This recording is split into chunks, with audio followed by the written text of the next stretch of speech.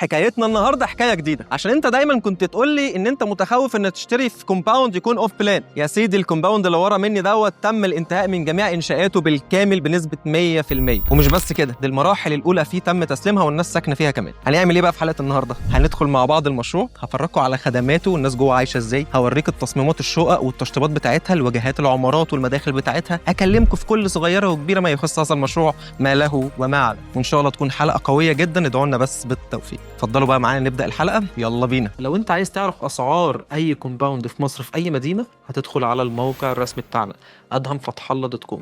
هتلاقي كل المدن قدام منك، اختار المدينه اللي انت عايز تشتري فيها، وهتلاقي داخل المدينه كل المشروعات السكنيه من الكومباوندات محدثه بالاسعار والمساحات ونظم الدفع يوم بيوم من المطور العقاري ليك على طول. تاني حاجه، تقدر تتواصل دايركت عن طريق زر الاتصال بالمطور العقاري صاحب المشروع، او تتواصل معنا بشكل مباشر. انا اتمشيت شويه كده، خرجت على اول الطريق عشان اشرح لكم ببساطه لوكيشن المشروع دوت وموقعه فين بالظبط في التجمع الخامس. طبعا ده الكومباوند، لو بصينا كده مع بعض انا على شارع التسعين الجنوبي الرئيسي، ودي محطه المونوريل، وادي الكومباوند على الطريق على طول. دي المرحله الاولى للمشروع. قصادك هناك اللي انت شايفه هناك دي جامعه المستقبل، على اخر الطريق ده ومع نهايه سور الكومباوند هناك هتلاقي الجامعه الامريكيه على طول، يعني نقدر نقول في منتصف جامعتين. ودي منطقه القطاع الرابع الخدميه كلها، طبعا خلصانه خدمات كلها شغاله في المنطقه دي. المشروع دوت كلوكيشن اعتقد انه من اميز المواقع اللي موجوده في التجمع الخامس بنسبه كبيره، لان الجامعه الامريكيه عدد المشاريع اللي قصادها بالظبط، يعني اللي بتطل على الجامعه الامريكيه بالظبط هم 4 من ضمنهم المشروع ده. انا حبيت بس اعرفكم اللوكيشن. تعالوا بقى نرجع على البوابه هناك وندخل الكومباوند. طيب انا كده وصلت لاول بوابه. انا عايز اقول لك ان الكومباوند ده ليه بوابتين. انا دخلت من البوابه الاولى اللي هي في الفاصل ما بين كومباوند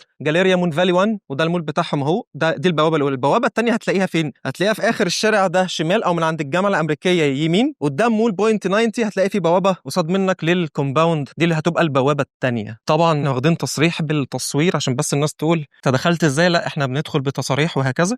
السلام عليكم.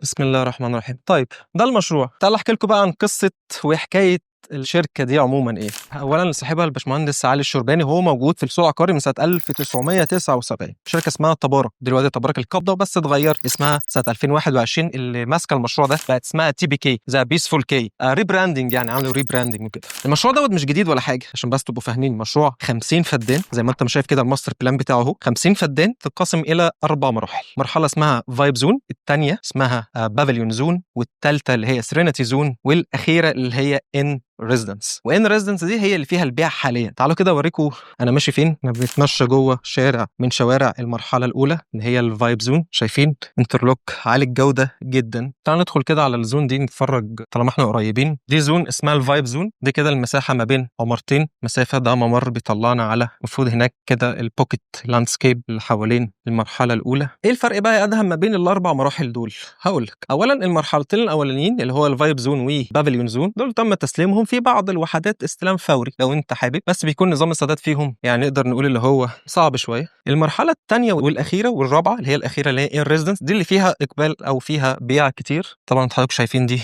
كيدز اريا موجوده في الزون دي. هنا البول، حمام السباحه اهو. خلينا نزود.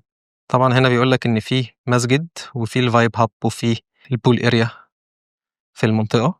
هنا اعمال الطرق لاندسكيب.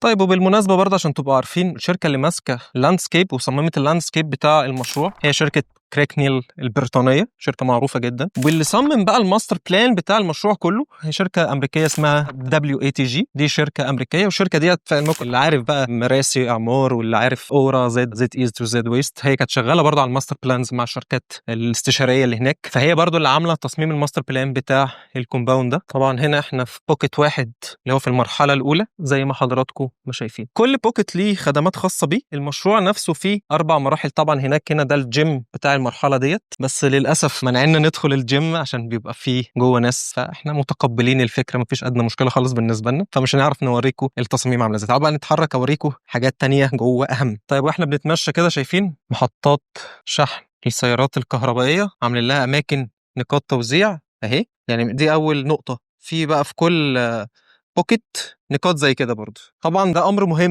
مهم جدا جدا. خلاص الفتره ديت النهارده ما بقاش في بيت غير لما يكون في عربيه كهربائيه، ومستقبلا كمان هنحتاجها بشكل كبير جدا. واخدين بالكم هنا الاضاءات بالطاقه الشمسيه في كل المشروع. برضو ميزه تضاف للكومباوند ده. طيب هنا دي منطقه خدمات برضو، عشان تبقوا عارفين الكومباوند ده بيوفر ملاعب بدل اهي، اوكي، في تراك للجري وللعجل، تراك مخصص للموضوع ده اهو، شايفين لغايه فين؟ تراك كامل كده لغايه الاخر من زون للتانيه. دي كده مرحله البافليون زون. المرحله التانيه برضو اللي تم تسليمها دي منطقه للاجتماعات مثلا، او الاطفال نقدر نقول كيدز اريا، منطقه اخرى للكيدز اريا. تعالوا نكمل. دي قعدات هنا شكل مسرح. دي بقى مرحله ايه؟ دي البافيليون، دي اللي تم تسليمها، فيها برضو وحدات للبيع. وده الممشى اللي داخل المرحله اهو، ممشى ضخم. تعالوا اوريكم نهايته فين.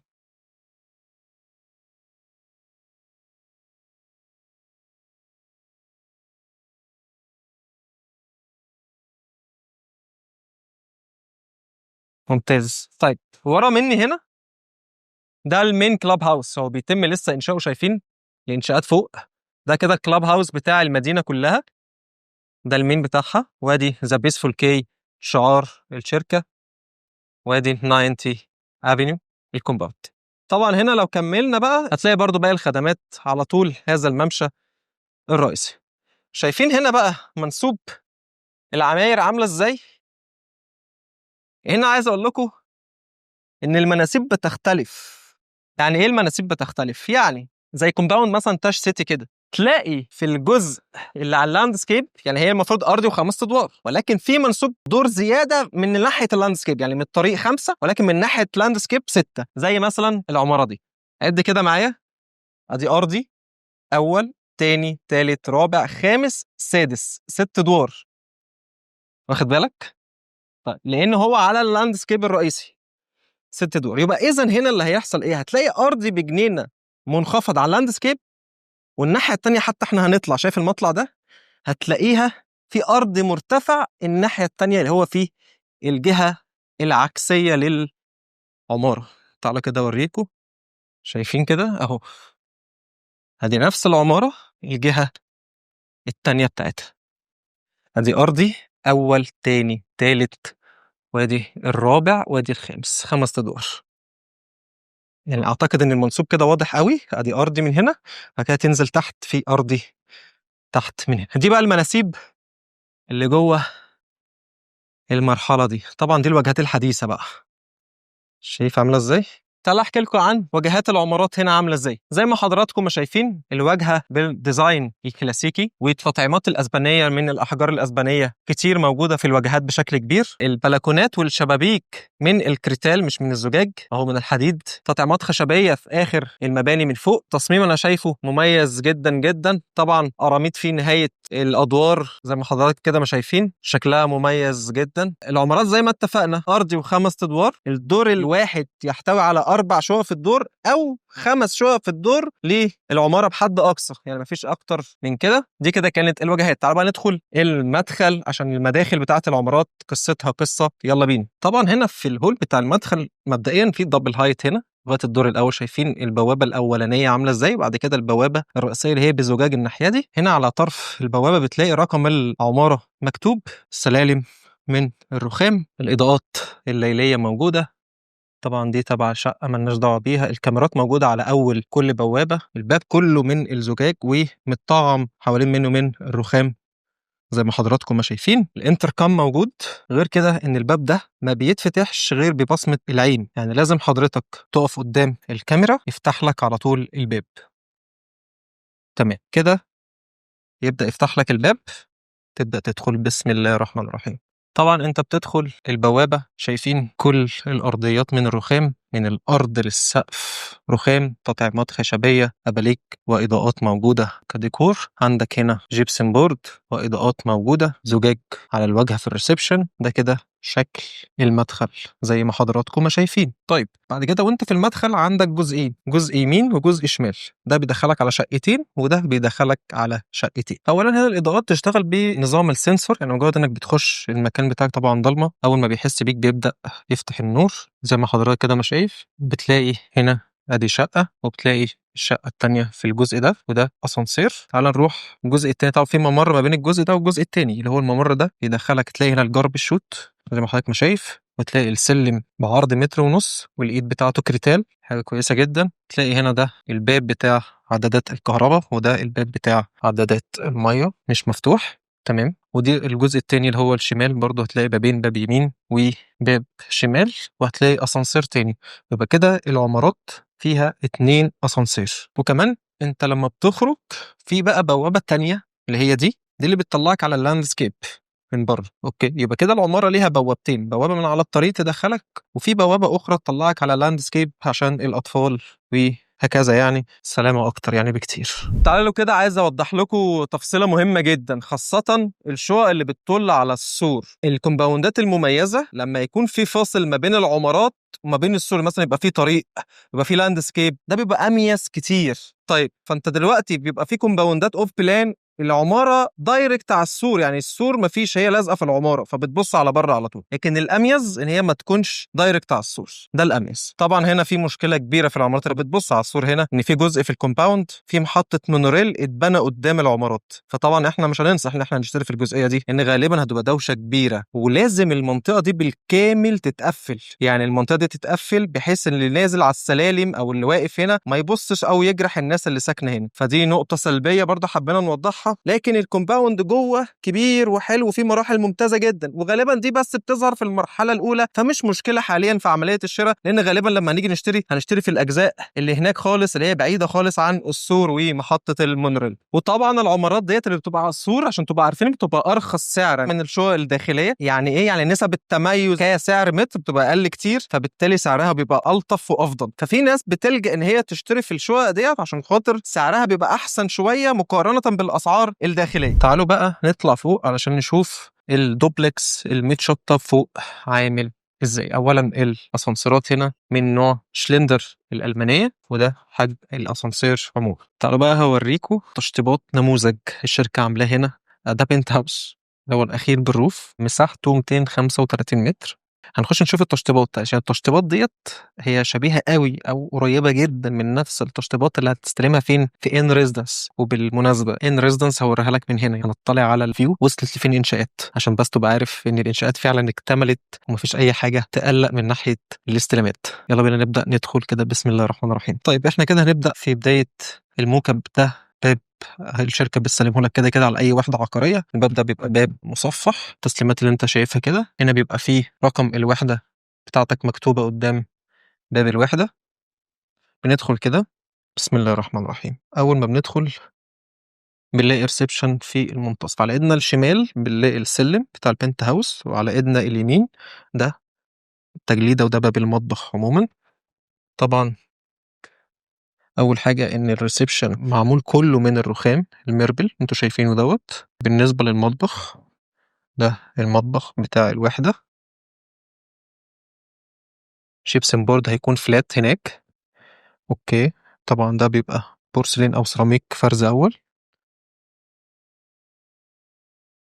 اوكي. طبعا اعمال الصرف والاضاءات كلها بتستلمها بالمنظر ده.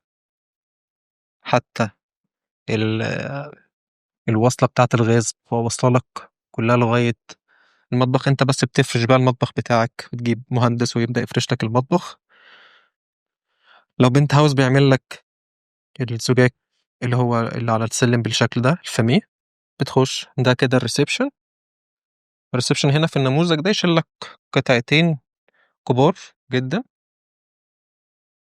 وادي اعمال الجبسن بورد، وادي الدهانات بتاعه الحوائط. طبعا هنا التكييفات بتستلمها بتبقى تكييفات مركزيه زي ما حضرتك كده ما شايفين. وهنا بيطلعك على التراس. والتراس هنا هنطلعه بس في اخر لما نتفرج على النموذج، عشان هوريك من فوق المرحله بتاعه الان ريزيدنس. طيب بتخش كده بتلاقي هنا باب الغرفه بتاعه الاطفال. هنا في غرفه اطفال تحت في الدور الارضي او في الدور الاول. طبعا مساحات الغرف هنا ممتازه. تشطيبات طبعا ارضيات اتش دي اف. وادي اعمال الكهربائيه.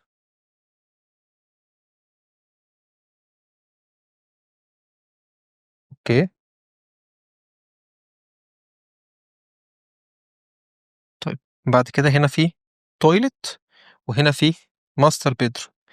ده التويلت، مش عارف بقى هل في اضاءة ولا لا، بس واضح ان مفيش اضاءة، فاعذرونا بقى. ده التويلت. طبعا انت بتستلم التويلت كله زي ما هو، ما عدا الكابينة الشاور دي مش موجودة، الخلاطات مش موجودة، انت اللي بتجيب خلاطات وتركبها. بس التويلت كله التصميم بتاعه بالرخام ده كله بيبقى، او بالسيراميك بيبقى هو هو. اوكي. بالنسبة للماستر بيدروم برضو، ده حاجة الماستر. طبعا التصميمات دي يا جماعة كلها موجودة، يعني الرسم الهندسي موجود كام في كام الأوضة عشان نفرش، عشان الديكور ده بيبقى مهم جدا، وكن دايما بننصح فيه يا جماعة لازم نشوف التقسيمات. طبعا بيبقى ليها زي جيب كده صغير من البلكونة خارجي على لاندسكيب. وهنا ده الدريسنج روم مع الباثروم بتاع الأوضة أهو. ده الدريسنج، يا دوب هو هيتفرش كده كده. ده الطريقة بتاعت فرش الدريسنج. وهنا ده باب التويلت أهو، شايفين؟ طبعا هنستلم من غير الحاجات دي. طيب يا ادم انت ليه بتقول هنستلم من غير الحاجات دي؟ بص يا جماعه، بس عشان نبقى عارفين، الموكب اللي بتعمله الشركات بتضيف فيه ديكور جمالي عشان يلفت النظر حلو. يعني مثلا الحاجات الخشبيه اللي انت شايفها دي مش هتستلم بيها، الورق الحوائط دوت مش هتستلم كده، لا انت هتستلم ستاندرد، هتستلم اللي هو الحاجه البيزك خالص. فانت بقى هتضيف التاتش بتاعك في اليونت بتاعتك، ضيف بقى زي ما انت يعني زي ما تضيف زي ما هم كده مضاف. يعني الاباليك دي مثلا، الحاجات دي مش هتستلمها كده خالص، لا انت بقى حط الديكور بتاعك، الحاجات اللي في السقف دي مش هتستلمها كده. بس دي حاجات جماليه، ديكور يعني موجود حاليا في الموكب عشان خاطر يعني الناس تتبسط من المنظر يعني بشكل عام. بس فانا حبيت اوضح لك النقطه دي عشان بس ايه ما تقولش ادهم ما قالش. تعالوا بقى نطلع الدور اللي فوق نشوف عامل ازاي. طبعا ادي رخام فيه السلالم، وادي الليفنج اللي في الدور الاخير. هنا ليفنج كبير اهو. اوكي. هنا كيتشنت، وادي الحاجات جاهزه بتاعت المطبخ، الوصلات كلها موجوده. ده بيخرجك بره الدور.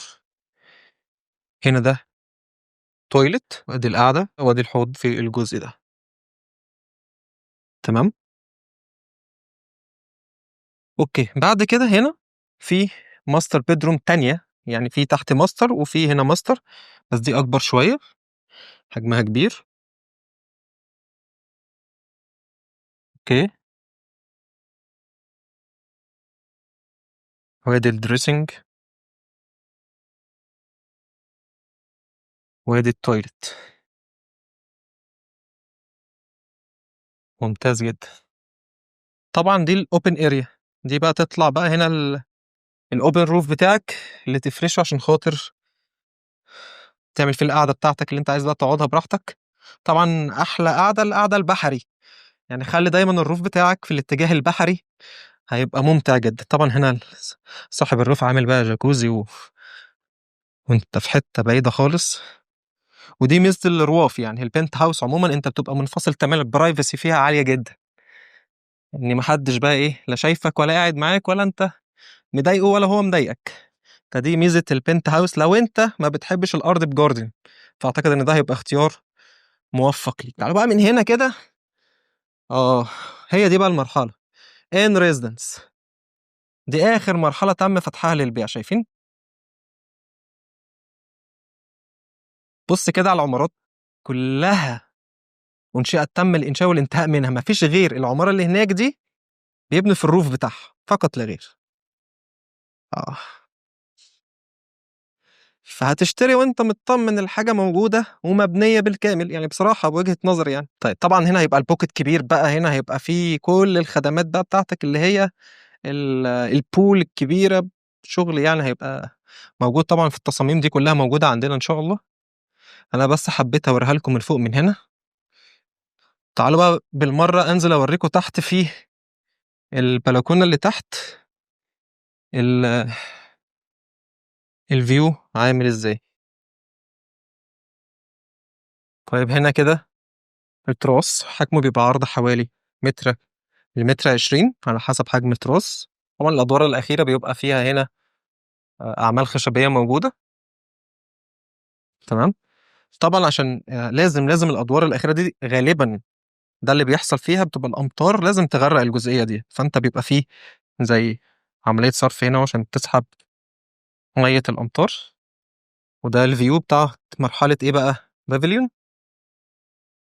ده كده الفيو بتاعها، ده نهايتها. ودي المرحله بتاعت ان ريزيدنس المطروحه للبيع بالتقسيط. بص، في نقطه كده عرفتها قد تكون سيئه بالنسبه لك وقد تكون كويسه بالنسبه لك. ايه هي بقى؟ هنا مجرد انك تستلم الشقه، انت ما ينفعش تجيب اي عامل او اي حد من بره يجي يضيف لك اي عمليه تشطيبات او حاجه زياده داخل شقتك من بره من الخارج. يعني ايه؟ يعني من الاخر كده الشركه بتقول لك انت عايز اي حاجه احنا هنعملها لك. من الاخر يعني احنا عندنا ستاف كامل، عايز بقى كهربائي، نجار، اي حاجه، اي صنايعي احنا هنوفره لك ونجيبه لك. هم شايفين ان ده نوع من انواع المحافظه على آه، نقدر نقول خصوصيه المكان. هم مدربين الناس دي، والناس دي عارفينهم كويس، ده رد الشركه.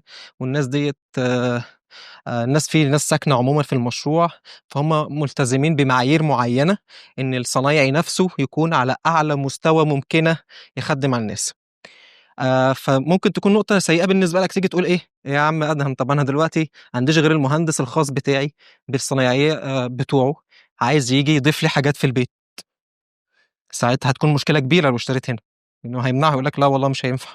أنت فاهم قصدي؟ أو أنت ممكن يكون الأوبشن ده بالنسبة لك حلو، إن الشركة بتوفر لك الخدمة دي على طول، وأنت مش محتاج تدور على ناس أو تجيب ناس. فأنت احسبها بقى بينك وبين نفسك، هتبقى أفضل لك ولا مش أحسن لك؟ يعني شوف كده. بصوا، ده رامب جروش، اوكي، بس ده خروج عشان بس نبقوا عارفين ان ده خروج. هنبص كده على الجراشات مع بعض. بسم الله الرحمن الرحيم. طب فكرة الجراشات هنا عشان بس تبقوا عارفين، هي العمارات اللي فيها مستويين بيبقى فيها تو ليفلز جراش. يعني في جراش واحد وجراش اتنين. اوكي، وشايفين كده ده شكل الجراشات. انا شايف المساحات ممتازة ما بين كل عمود وعمود. الركنات هنا هتكون مستريحة جدا فيه. آه الركنات عموما، يعني دي أضيق نقطة، دي أضيق نقطة، بس تركن برضه عربية. ده رقم الواحدة بيبقى مكتوب هنا أهو. أوكي، طبعا الإضاءات كلها سنسور أول ما بتنزل بالعربية. العمارات اللي هي بقى مستوى واحد دي يبقى هو جراج واحد بس اللي فيها. طبعا دي منطقة تجميع النفايات. الغرفة دي النفايات بتنزل فيها على طول، الموظف بيجي ياخدها ويطلع يفضيها. طبعا انت بتركن العربية بتطلع على من البيزمنت، تاخد الأسانسير تطلع للشقة، وبرضه بنفس الكود برضه هنا. وادي الأسانسير وياخدك من البيزمنت للدور اللي انت عايزه. انا ايه اللي كان بيقلقني شويه ان انا اتعامل مع هذا الكومباوند على مدار السنين اللي فاتت، لان انا عمري ما عملت له فيديو وما اشتغلتش عليه كتير. يعني هقول لك بكل صراحه، بصوا انتوا عارفين طبعا في العمليات الشراء والبيع في العقارات عموما نسبه المخاطره بتبقى عاليه للمطورين اللي لسه بتبقى ستارت اب. وطبعا الشركه انت بتتكلم في 2014 2015، الشركه ما كانش ليها اسم خالص اطلاقا. كان اللوكيشن بتاع المشروع حلو جدا جدا، والمشروع تصميمه ممتاز وكان عاجبني انا شخصيا، ولكن كانت نسبه المخاطره عاليه. نسبه المخاطره انت بتتكلم في 50% 50%. فبالتالي ما كانش لسه برضو المعايير زمان غير دلوقتي خالص خالص يعني. فكان ترشيحات لهذا المشروع بكل بساطه لكل العملاء كان بعيد كل البعد. يعني يقولوا لا بص اصبر ناخد بنفس الاسعار مع مطورين اكبر. طبعا سعر المشروع ده كان بيبقى حلو زمان مقارنه بالمطورين الكبار. النهارده برضو اسعاره منافس للمطورين الكبار، لانه هو اوريدي اتبنى شغال، مفيش فيه اي نسبه مخاطره خالص. بالعكس انت بتشوف الحاجه بعينيك النهارده، بتشوف الخدمات الناس عايشه ازاي بعينيك، فالموضوع مفيش فيه اي نسبه مخاطره. بالعكس السكن فيها هيبقى محترم، انت شايف ان هي هتبقى حاجه. عشان كده النهارده نزلنا نصور فيه. هو ده اللي كان بيبعدني زمان شويه ان انا ارشح هذا المشروع، ولكن النهارده لا ممكن، ليه؟ مفيش فيه اي نسب مخاطره، الموضوع جميل. غير كده التأجيرات هنا الناس بتأجر كتير عشان خاطر الجامعة الأمريكية. برضه لما شفت على اير بي ام بي، انت النهارده اليونت ممكن تقفل في حدود ال 1500 ل 2300 دولار في الشهر الواحد، فده رقم كويس. عشان كده النهارده نزلنا